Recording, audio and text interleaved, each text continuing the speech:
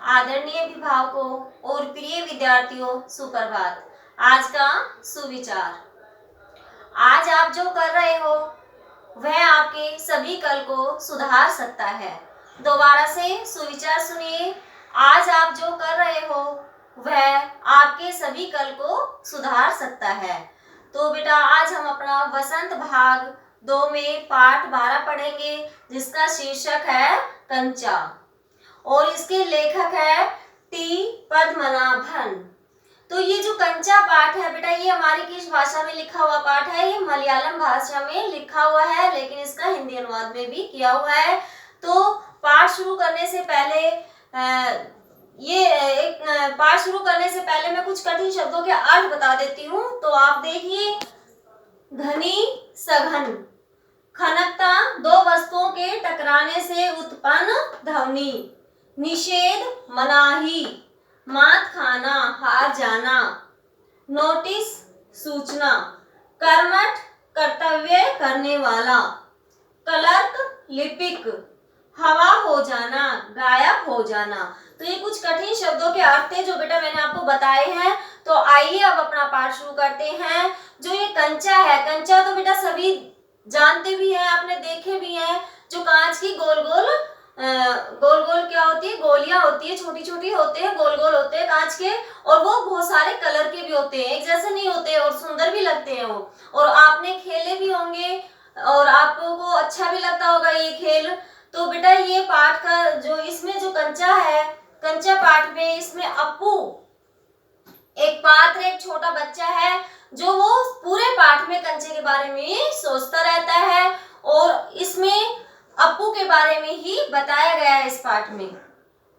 तो सबसे पहले जब अप्पू स्कूल के लिए जा रहा होता है, अपने घर से अप्पू जब अपने स्कूल के लिए जा रहा होता है, और एक और बात होती है बेटा कि जब कोई भी किसी को भी कोई चीज अच्छी लगती है, चाहे वो कहानी हो या कुछ भी हो, चाहे खाने की चीज हो या कुछ भी हो, वो क्या है कि वो उसी को ही लेने की कोशिश करता है या उसी को पढ़ने की भी कोशिश करता है, चाहे वो पढ़ने की हो या खाने की हो, कुछ भी हो बेटा।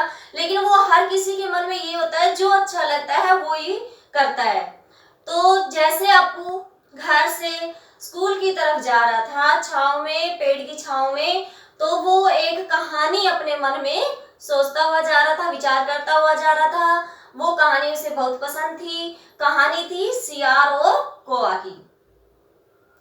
क्या होता है कि कौवा एक रोटी का टुकड़ा लेकर पेड़ के ऊपर बैठा होता है और सियार नीचे होता है। लेकिन सियार क्या है कि बहुत चालाक होता है और कौवा मूर्ख होता है। तो सियार कौवे को पता है, क्या कहता है कि आपकी जो वाणी है बहुत अच्छी है, उसको मतलब सियार उसको चढ़ा देता है, उसकी बहुत ही प्रशंसा कर देता है। और कौवा तो मूर्ख होता है, वो उसकी बात सुनकर उसकी बातों में आ जाता है और वो गाना शुरू करता है। तो जैसे ही वो गाता है तो जो रोटी का टुकड़ा है वो जमीन पर गिर जाता है और सियार उस रोटी के टुकड़े को खा जाता है। तो ये कहानी सोचते हुए वो जा रहा था। तो इस कहानी में वो इतना मगन था कि जो उसके बस्ते में जो सामान था, एक बोतल थी उसकी पानी की, पेंसिल वगैरह, स्लेट वगैरह, वो आपस में खनकते हुए जा रहे थे, मतलब बजते हुए जा रहे थे, लेकिन उसको उसकी तरफ कोई ध्यान नहीं था क्योंकि वो अपनी कहानी में मग्न था। कौन? अप्पू। और वो जा रहा था। तो जैसे जैसे वो जा रहा था अपनी कहानी के मग्न में, बिल्कुल ही इतना लीन था कहानी में कि उसे अपने बस्ते में जो चीजें बज रही है, खनक रही है, उसका भी कोई ध्यान नहीं था। तो जैसे वो स्कूल के पास जाता है तो स्कूल के पास उनके क्या है कि एक दुकान है, और उस दुकान में जाकर वो देखता है कि उसमें बहुत सारी चीजें होती है दुकान में, जिसमें चॉकलेट, पीपरमेंट और बिस्किट वगैरह ये सब चीज होते हैं, लेकिन एक कंचे का जार भी रखा होता है। तो अप्पू क्या है कि वो सब चीज न लेकर कंचे की जार की तरफ देखता रहता है, क्योंकि वो अकेला बच्चा होता है अपने घर का। उसकी बहन भी होती है, लेकिन उसकी बहन मर जाती है बहुत ही जैसे मतलब छोटी उम्र में ही मर जाती है। वो अकेला ही अपने घर का इकलौता ही बच्चा था। तो वो क्या करता है कि वो सोचता है कि ये सब चीजें, खाने की चीज तो मेरे लिए आ जाती है, जो भी मैं बोलता हूँ ये सब आ जाती है, लेकिन वो ये सब चीज न लेकर, खाने की चीज न लेकर कंचे की जार की तरफ देखता रहता है। तो वो इतना ध्यान से देखता है, उसमें इतना खो जाता है। तो जैसे वो जार को देखता रहता है तो दुकानदार सोचता है कभी ये इस जार को नहीं गिरा दे और सारे कंचे फैल जाएंगे। तो उसको एकदम से बोलता है, अप्पू को कहता है कि क्या चाहिए। तो वो एकदम से ऐसे अचानक से बोलता है तो उसकी नींद खुल जाती है उस चीज से जो उसमें लीन हो रहा था, किसमें, कंचे में। तो उस समय तो वो ऐसे करके उसको डांट कर, दुकानदार उसको डांट देता है कि इस जार को गिराएगा, कंचे को फैलाएगा। तो वो डांट कर उसको भगा देता है, अप्पू को मतलब जाने के लिए कह देता है। तो वो जैसे स्कूल की घंटी बजती है तो अप्पू भी चला जाता है, और जब जाता है कि देखता है कि स्कूल में वो सबसे लेट है और जो लेट वाले बच्चे होते हैं वो सबसे बेंच के लास्ट में बैठते हैं। तो अप्पू अपना सीधा जाकर देख रहा है कि टाइम मैं लेट हूँ, और वो अपने बेंच की सबसे लास्ट में बैठ जाता है। तो वो देखता है कि क्लास में उसका ध्यान जाता है कि जो एक उसके और भी क्लासमेट होते हैं, जैसे रामन है, रामन उसका जो क्लासमेट है वो सबसे पहले हमेशा टाइम पे आता है, वो फर्स्ट बेंच पर ही बैठता है। वो देखता है फर्स्ट बेंच पर रामन बैठा है क्योंकि वो समय पर आता है। थर्ड बेंच पे देखता है कि मलिका बैठी है। फिर वो देखता है कि पूरी क्लास में नजर घुमाकर देखता है कि उसका मित्र जो जॉर्ज है वो कहीं दिखाई नहीं देता है। फिर उसको पता चलता है रामन से, क्योंकि जॉर्ज और रामन का घर पास पास में होता है। तो उस अप्पू को जॉर्ज से, रामन से पता चलता है कि जॉर्ज नहीं आया क्योंकि उसकी तबीयत खराब है, उसको बुखार है। तो लेकिन क्या है कि जो जॉर्ज है वो कंचे खेलने में बहुत ही माहिर होता है। हाँ, तो बेटा जॉर्ज कंचे खेलने में माहिर होता है, और वो मन में अप्पू भी यही सोचता रहता है कि अगर मेरा मित्र आया होता तो मैं उसको कंचे के बारे में बताता, और क्योंकि उसी को ही कंचे खेलने आते हैं, अप्पू को तो खेलना आता ही नहीं था कंचे, सिर्फ वो तो देखकर ही उसकी तरफ उसका मन आकर्षित हो जाता है कंचे को देखकर। लेकिन वो सोचता है कि अगर मेरा मित्र आया होता क्लास में तो मैं उसको कंचे के बारे में बताता और फिर खरीदते और हम खेलते। तो वो ये सब सोचता रहता है। तो जैसे ही वो सोचता रहता है कि अचानक उनके अध्यापक आते हैं पढ़ाने के लिए।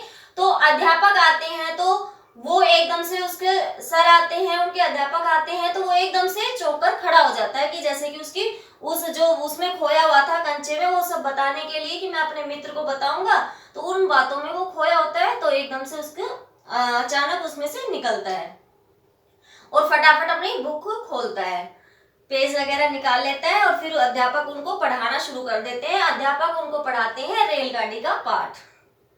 कौन सा पाठ पढ़ाते हैं? रेलगाड़ी का।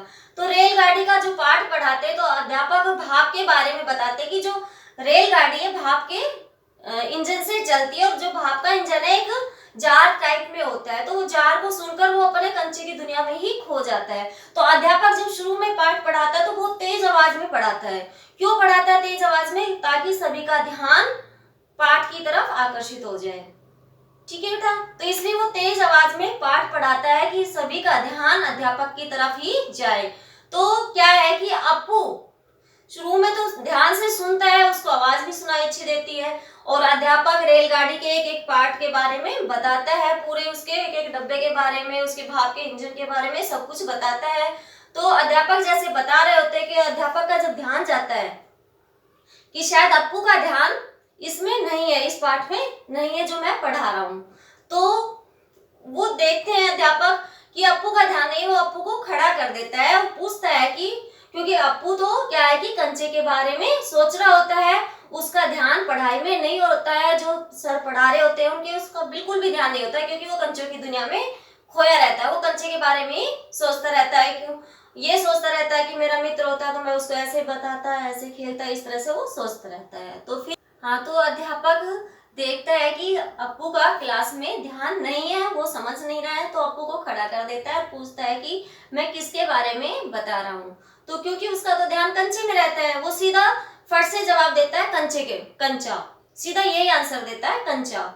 तो क्या है कि ये सुनकर सभी बच्चे हंसने लगते हैं, लेकिन मास्टर जी को गुस्सा आ जाता है क्योंकि उसका ध्यान क्लास में नहीं था, और गुस्से के मारे उसको पनिशमेंट करते हैं कि उसको बेंच पर, जिस बेंच पे बैठा था उसी पे खड़ा कर देते हैं उनके अध्यापक। ठीक है, तो जैसे उसको खड़ा कर देते हैं तो पूरा पाठ ऐसे पढ़ा रहे होते हैं, लेकिन अप्पू का तो ध्यान फिर खड़े होकर भी उसका ध्यान क्या है कि उस कंचे में ही खोया हुआ था। थोड़ी देर तो उसका ध्यान रहता है कि जब सर पढ़ा रहे हैं तो थोड़ी देर तो उसका ध्यान था, लेकिन खड़े होने के बाद भी उसका ध्यान क्या है कि फिर कंचे में ही चला जाता है, कंचे के बारे में ही सोचता रहता है। फिर देखते हैं कि अध्यापक जब पूरा पाठ कंप्लीट हो गया है, पूरा पढ़ा चुके हैं रेलगाड़ी के बारे में, तो फिर देखते हैं कि अप्पू का फिर से ध्यान नहीं है। वह फिर अध्यापक क्या है कि अप्पू से फिर से पूछता है, नहीं पहले तो क्या है कि वो अध्यापक पूछते हैं सभी बच्चों से कि मैंने ये पाठ अपना जो कंप्लीट कराया है, इसमें जो भी आपको बातें समझ में नहीं आई है आप पूछ सकते हो। तो जो फर्स्ट बेंच पे बैठा होता है रामन अपने सारे सवालों के जवाब पूछ लेता है, और ऐसे बारी बारी हर कोई बच्चा पूछ लेता है। फिर अध्यापक का ध्यान जाता है अप्पू की तरफ, और देखते हैं कि उनका अप्पू का ध्यान शायद अभी भी चैप्टर में या पाठ में नहीं है या क्लास में नहीं है।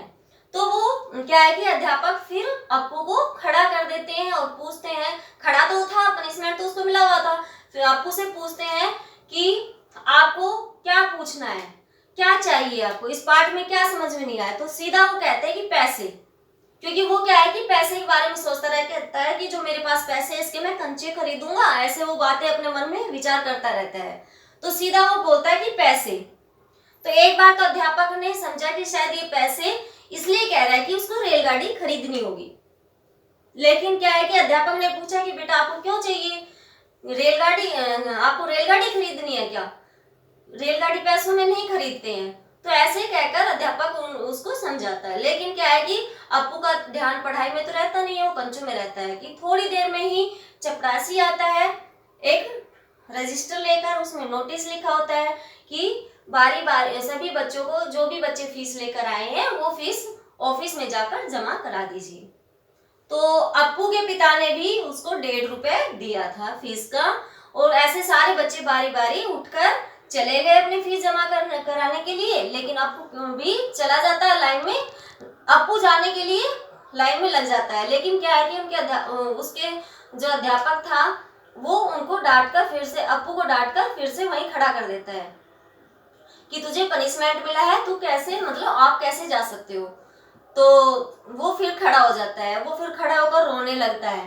तो फिर क्या है कि अप्पू के जो अध्यापक है समझाते हैं कि हमेशा जब सर पढ़ाते हैं, कोई भी पढ़ा रहा है, तो आपका ध्यान उसी पे ही होना चाहिए। इस तरह से अध्यापक अप्पू को समझाते हैं।